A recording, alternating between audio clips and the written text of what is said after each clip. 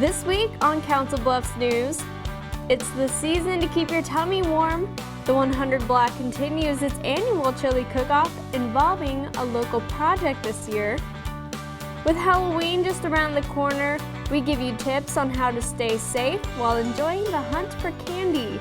And the mayoral candidates come in studio to talk about their biggest concerns for the city and how they will handle being mayor if elected in November. That and more, all on this week's Council Bluffs News.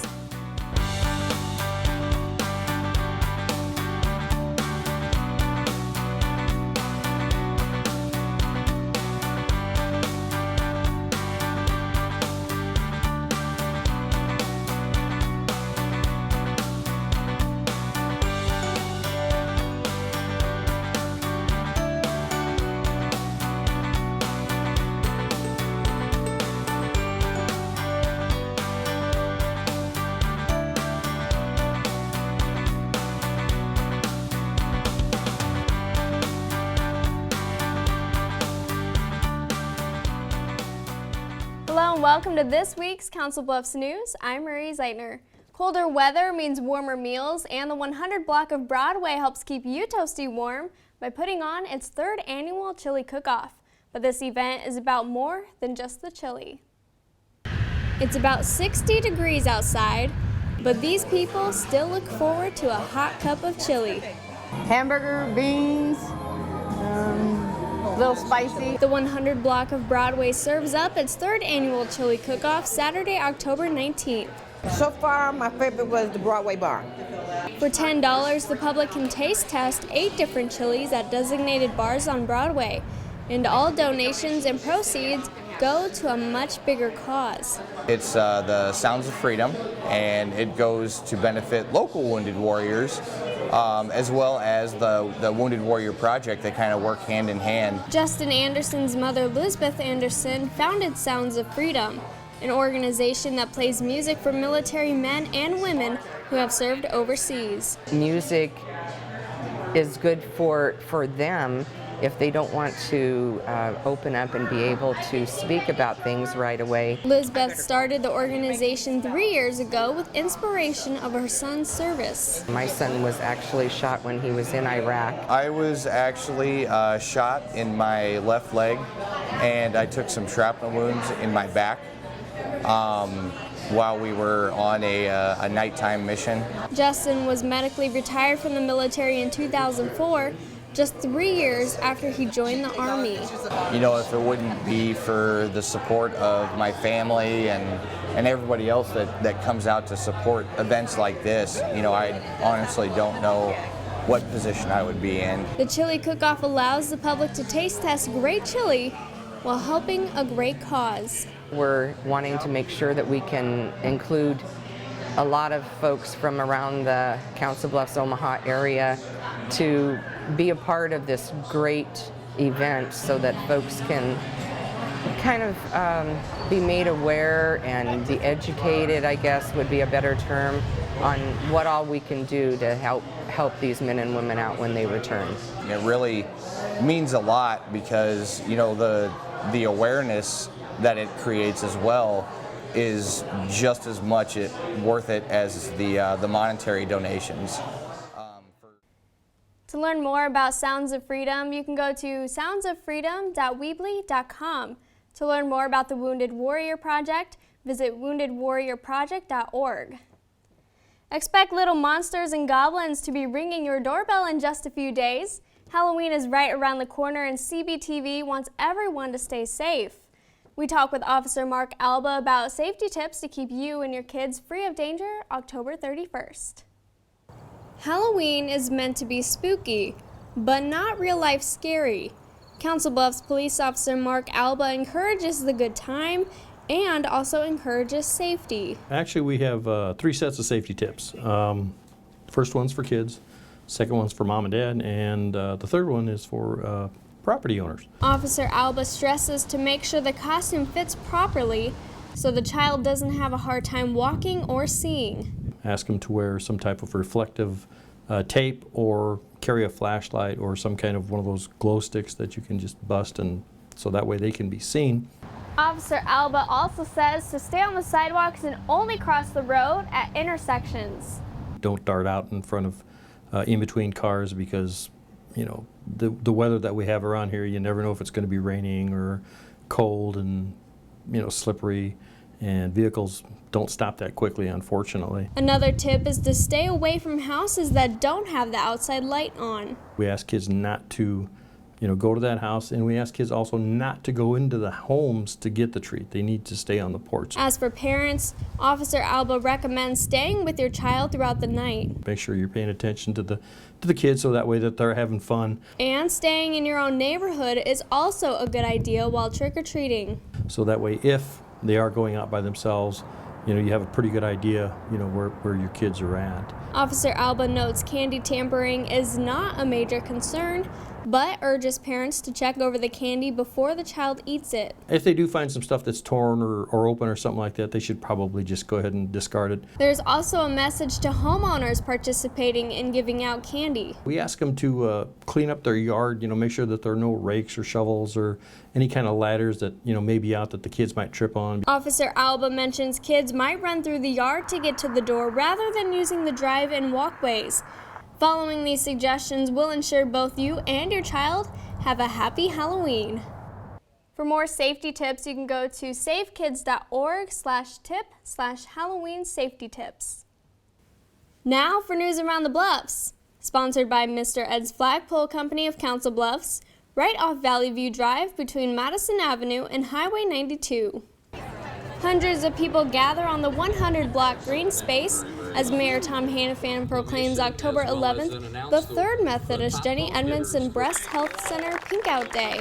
We encourage all of our residents in Council Bluffs and across western Iowa to continue to recognize and support their efforts.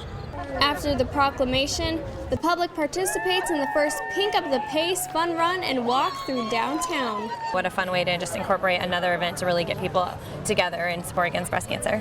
It all ends in Bayless Park, where the fountain turns pink and cheerleaders cheer on the runners. All proceeds from the 5K support the Breast Health Center at Methodist Jenny Edmondson Hospital. Continuing the fundraisers for Breast Cancer Awareness Month is the Strikeout Breast Cancer Bowling event at Thunderbowl Sunday, October 20th. It's just a community event to bring in everybody together to bring awareness of the Breast Health Center and also to help support in the fight against cancer. Breast cancer survivor and league bowler Jill Osman was diagnosed 12 years ago. Today, she is cancer-free and grateful for the opportunity to participate in the fundraiser. It's so awesome seeing all the people that come out and support the Breast Health Center and support the people that really need help in the Council Bluffs, Omaha area, because there are tons of people that do not go and get help because they don't have the funds necessary. Several teams strive for strikes and enjoy themselves, all while raising awareness of breast cancer and helping to find a cure. It's the only time you can see Marilyn Monroe, a hula dancer, and Tigger all in one place. Canines in Costume collects many characters at Bayless Park on Sunday the 20th. The free event includes vendors, games, raffles, and a parade for furry friends and their humans. We've got photo booths, we got paw painting, we have the fly ball dogs here from Nebraska doing a demo, so we've got a lot going on today. The 4th annual Costume Party for Dogs is a thank you to the community for supporting the Midlands Humane Society year-round. Amateur nerds put on their smarty pants for the first ever Bazinga Night, Friday, October 18th. Put on by the Bluffs Arts Council, several teams answer 100 trivia questions in different categories at Community Hall in downtown. The questions come from everyday life, facts, movies, and more. Teams with the most correct answers win prizes and gain Bazinga bragging rights. Coming up on Council Bluffs News, mayoral candidates Brent, Siegrist, and Matt Walsh join us in studio to talk about their plans for Council Bluffs if they're elected on November 5th. Stay tuned. At Council Bluffs Savings Bank, we take pride in our community, volunteering our time to helping individuals, families, and businesses succeed. We are Council Bluffs people operating a Council Bluffs bank to help Council Bluffs be a better place to work and live. Hometown banking, the way it used to be. Welcome back. Time now for Pets of the Week. Sponsored by Mad Cow Paintball of Louisville, Nebraska. Hi, my name is Misty Bino and I'm a volunteer with Solace, support our local animal shelter. This big boy here is Roscoe. Roscoe is about 3 years old. He was found as a stray on 18th and 8th Avenue. He's very well mannered and he is pretty calm for being about 3 years old. He is a Shar-Pei mix, and if you are interested in adopting Roscoe, his file number is 1437. This is Honey. Honey is a Chihuahua Terrier mix, about 10 years old. She has been at the shelter since back in July. She came in with her brother who has long since been adopted, and she is looking for her forever home. She's a real sweet little girl, and she's probably good with other dogs, and she has lived with one in the past, and she walks great on a leash. So if you are interested in adopting Honey, her file number is 435. This gorgeous girl is Buttons. Buttons is about 7 years old. She is a domestic medium hair, so she requires a little bit more maintenance than the average short hair cat, but she is very sweet. She was brought in here, her family could no longer take care of her. If you are interested in adopting Buttons, the little tortie, her file number is 1657. This is Whiskers. He is a little boy. He is about a year old. This little guy is kind of unique. He has one blue eye and one gold eye. He's a very sweet kitty, and he loves human attention. So if you are interested in adopting Whiskers, he is like an orange tabby and white domestic short hair, and his file number is 1583. This little girl here is Spooky. Spooky's about 9 weeks old. She is one of many of the cats and kittens down here at the Council Bluffs Animal Shelter, located at 2821 South 15th Street here in Council Bluffs. With Halloween time just around the corner, make sure that you keep your pets indoors. With the extra foot traffic, they can easily get spooked and run away. So make sure that you keep them inside, and if they do turn up missing, come down to the Council Bluffs Animal Shelter and see if they might have shown up here. Have a happy Halloween. Joining me in studio now is mayoral candidate Brent Siegrist. Thank you for being here, Brent. Happy to be here. All right, Brent, go ahead, tell me a little bit about your background. Well, I was born and raised in Council Bluffs, graduate of St. Albert High School, and I went to college at Dana College in Blair, Nebraska. I was a teacher for 18 years, but probably of more importance is I spent 18 years in the Iowa House of Representatives representing Council Bluffs, and I left that job in 2002 after serving 10 years as Majority Leader and Speaker of the Iowa House. And since then, I've been the Executive Director of the area education agencies all across the state. But I have a wife, Valerie, and 2 children, Evan, who's a freshman at University of Iowa, and my daughter, Harriet, who's in 9th grade at St. Albert. Very, very busy man. It has been busy, yes. Okay, some of the topics that have been coming up are economic growth, the public safety, traffic on West Broadway, but tell me about your biggest concern. I don't know if I'd call it a concern, but I think after 25 years as the same mayor, Tom Hannafin's done a wonderful job. He deserves all the accolades he's receiving. But once you have somebody in a position for that long, I think it's good to have a fresh vision, a fresh eye come in and look at things. So my main, again, not concern, but my main focus will be to come in and kind of look at the departments and see what we can do better and try to really get more aggressive about some of our efforts surrounding economic development, which is a concern, if you will, making sure we're doing our very best job of public safety and those types of issues. But I think right now it's time to really go in and look at the departments, and they do a good job now, and how can we up our game and do even better. And how will that help move Council Bluffs forward? Well, for example, I think the departments, department heads all seem to do a great job. But what I would do is come in and say, number one, to each department, what are we doing well? Number two, what do we get complaints about? What don't we do well, and how do we improve it? And three, and very importantly, is where do we want to be in 5 years? Kind of some strategic forward thinking. And then fourthly, and again, I think this is important too, to look at the department head and say, what are we doing now that we really don't need to do? And try to refocus our efforts on whatever the main emphasis is for the Parks Department or the Finance Department or Public Health or whatever it may be. Yeah. And again, Mayor Tom Hannafin has done a great job. He's been mayor for more than 20 years. Yeah. How will you fill his shoes if you get elected on November 5th? Well, I mean, obviously Tom's done a great job, and everybody says big shoes to fill, and they will to a degree, but everybody's different. I've got a lot of chief executive experience. I ran the Iowa House for 10 years. I'm running a statewide organization now, and so you can't worry about what the previous person did. Everybody is replaced. When I left as Speaker of the House, somebody replaced me. I'll just bring my own talent set and my own skill set to that job and try to be very open and very engaged in the community and be aggressive in moving us forward in areas like economic development. So will you change a lot or not so much? You'll just keep it what Tom Hannafin has done? Well, yeah, I mean, you know, some people say you just want to change things. I'm not going to change things just to change them. Again, I think the city's in good shape. Tom deserves a lot of credit for that. But again, I think we can, you know, up our efforts in some of the areas. So any changes that take place will be positive changes, not just change because we want to change. So we'll look at wherever we're at in each department, what the plans are for the future, and if that requires changing some things we're doing and being more aggressive, we'll do that. But it's not just let's change because it's a new person. Just a new person taking over and just keeping on what you've been doing? Yeah, you know, the challenge in this election is the city of Council Bluffs is in pretty good shape, and you know, kudos to Tom for that. But again, whenever anybody leaves, you bring in a different mindset, and so I think a lot of times you get settled into a status quo, you feel comfortable with what you're doing, and it's good, but different things can be done in a different way. So again, engaging the department heads more. Taking, for example, one little thing is taking the budget.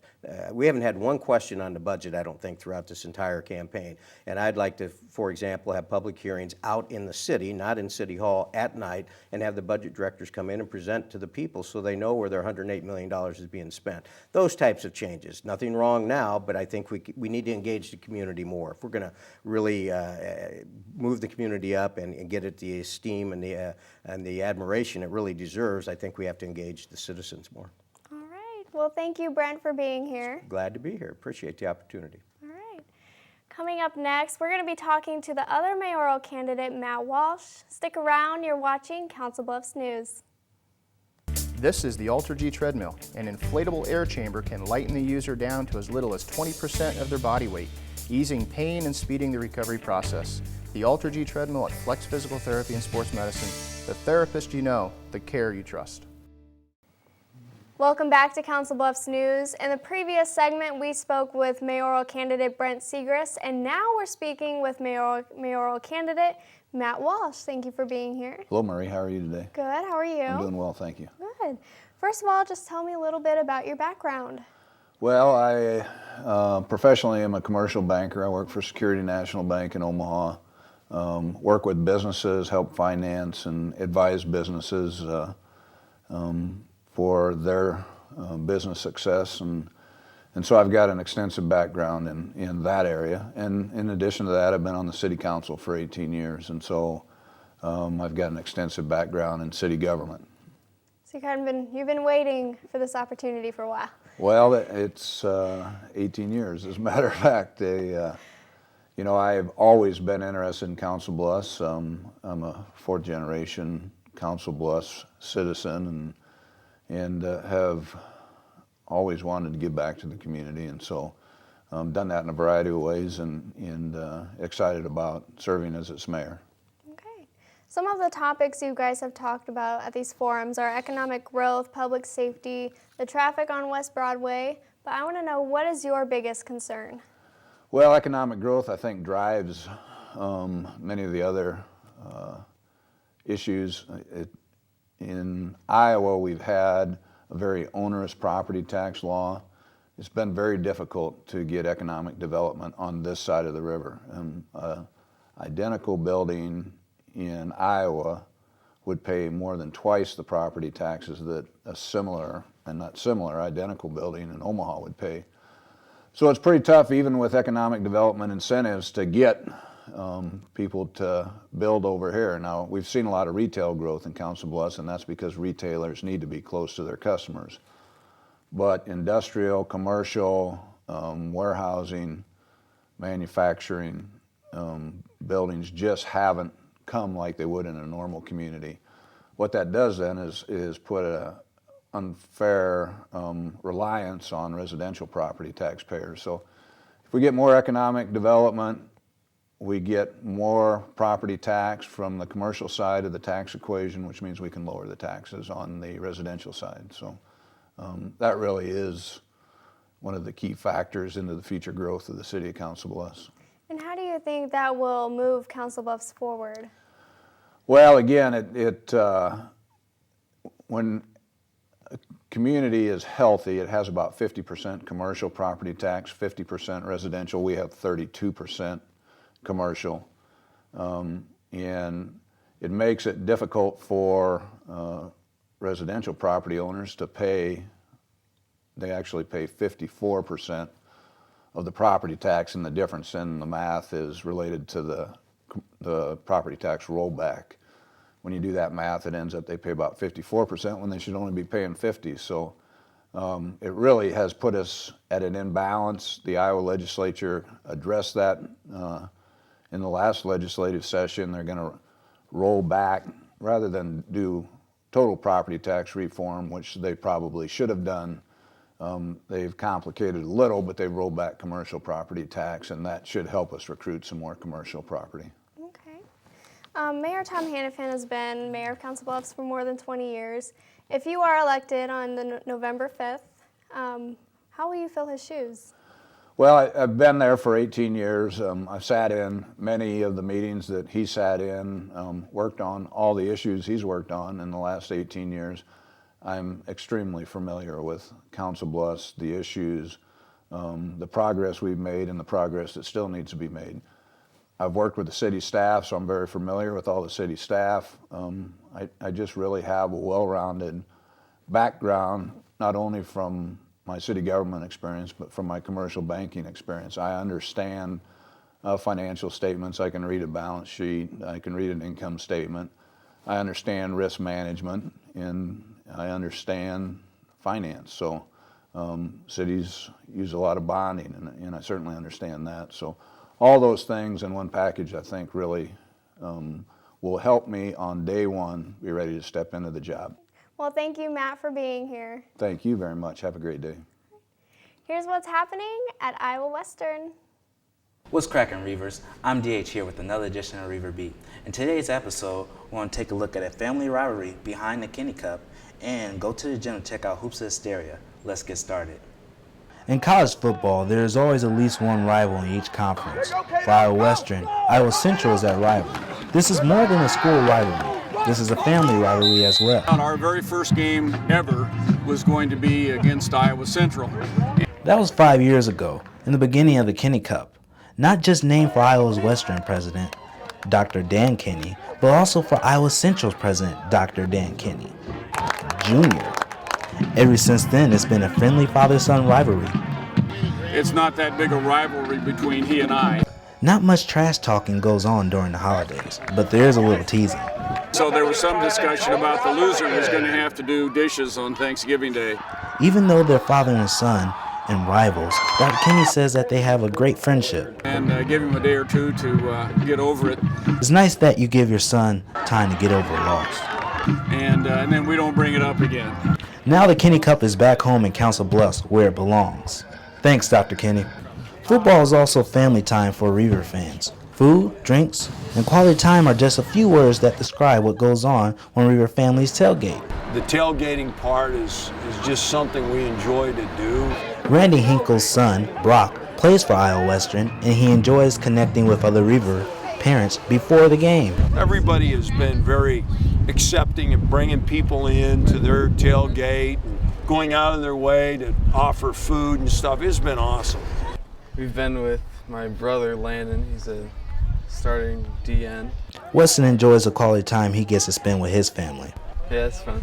Me and my dad play catch with the football a lot. It's obvious his dad enjoys it too. Go Reavers! Basketball season is right around the corner, and Reaver fans are hooped up for Hoops of Hysteria. Dunks, shots, fun. These are the key ingredients for Iowa Western's basketball teams and their fans. Reavers get loud and get proud for Hoops Hysteria. It's a preview of what you can expect this season from our two basketball teams. Here to tell us more is Reaver Athletic Media Relations Director, Jake Ryan. And they do it to kind of generate an interest, get people back in the know as far as basketball goes. It's a night that gets students excited for basketball games. Because everybody's, so involved with the fall sports, with football and soccer and volleyball, that they kind of forget that those winter sports are coming up. The second annual Hoops Hysteria is not all about the men's and women's basketball players. They get other Reavers involved too. The knockout was probably my favorite, simply because it gets everybody involved. All the sports teams have a representative, and we select some people from the general student body. Here's what freshman Javon Walker had to say about the event. The dunk contest, man. Javon likes how the players get creative. My favorite dunk, this dude, he did a little 360, two-handed. It was cute. It was cute. Anthony Miller likes it for different reasons. We're doing some stuff that I ain't never even tried to attempt before. Now Anthony is motivated to come up with his own special dunk. I gave me some ideas. Maybe we'll see you out there next year. Thanks, fellas. We're halfway through the semester, and this means 8-week classes are about to begin. Here to give us more information is Radio Sports Technology Chair and Associate Professor Casey Richter. I have one class, actually two classes this semester that are given both as a 16-week section and as an 8-week section. 8-week classes can be difficult, but not as hard as you think. Casey says there has been good results. Thanks, Casey. And you can find 8-week classes on Rock. Are you hungry? Iowa Western Culinary Arts students are hosting the 4th annual Chili Cook-Off Saturday, October 26th from 11:30 to 12:30 at Titan Stadium. $5 are for all the samples. Trick or treat time. Young Reaver fans are invited to a Halloween party October 29th from 5 to 8 p.m. on the second floor of the Student Center. Children of Iowa Western staff, faculty, and students can attend. Please RSVP to Adam Long at along@iwcc.edu.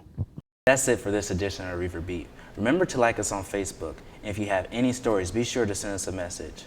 I'm DH for ReverbEat. Stay smooth, stay safe. Time now for our weekly events calendar. Bring your little ones to Hitchcock Nature Center's Enchanted Forest Sunday, October 27th. Everyone can wear Halloween costumes for the Scooby-Doo themed trail. You can paint and carve pumpkins as well as bob for apples. Refreshments are provided and the cost is $10 per family.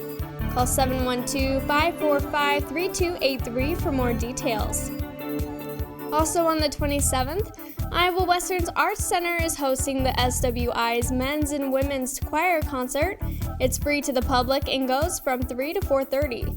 Contact Luke Johnson at 712-325-3726 for more information.